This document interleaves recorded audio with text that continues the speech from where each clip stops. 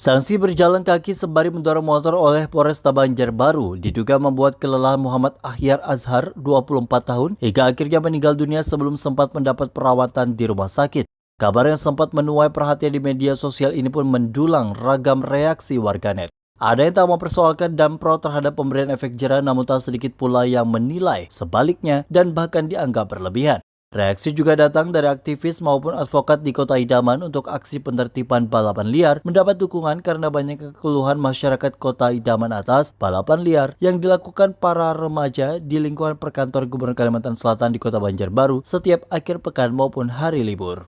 Menurut Edi Saifuddin, aktivis di Banwas secara pribadi menyesalkan sanksi jalan kaki mendorong sepeda motor sejauh kurang lebih 7 km. Ini kan sudah termasuk penganiayaan, bukan hukuman fisik biasa ini. Mestinya ketika diadakan penertiban, pihak Polres Banjarbaru menyediakan sarana angkutannya dong. Korban yang meninggal itu hanya satu, tapi 200 lebih orang itu termasuk korban. Korbannya di mana? Mereka coba tanyakan satu-satu. Mesti mereka ada yang kelelahan, ada yang kakinya bengkak, ada yang besok harinya langsung jatuh sakit, kan? Kebetulan aja ada yang meninggal lagi. Nah, tidak mungkin mereka begitu setelah kejadian itu mereka satu-satu saja, badannya sehat-sehat saja. Demikian pula dari kalangan advokat Dr. Samsul Hidayat. Ia juga menyesalkan sanksi yang diberikan tanpa didukung tenaga medis. Ia menilai sanksi bahkan bisa mengarah pada unsur pidana berupa kelalaian. Memang kami memberi apresiasi kepada aparat penegak hukum dalam hal ini Polantas yang punya ide untuk penertiban.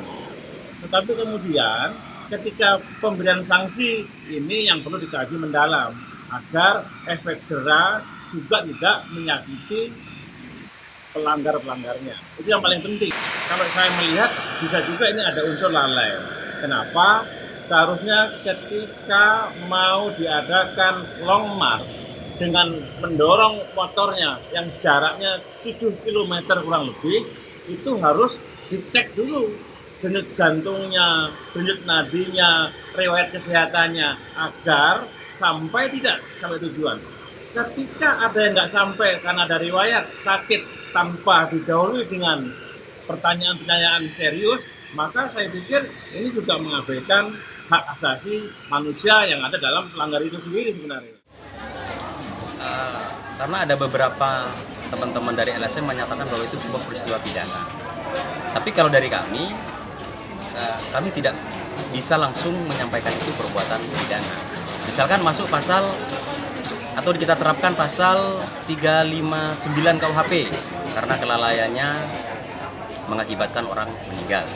Nah, itu perlu ada kajian-kajian lagi unsurnya masuk apa tidak.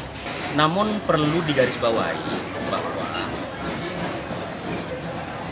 Polres Banjarbaru melakukan penertiban itu karena ada laporan dari masyarakat karena terganggunya ketertiban masyarakat.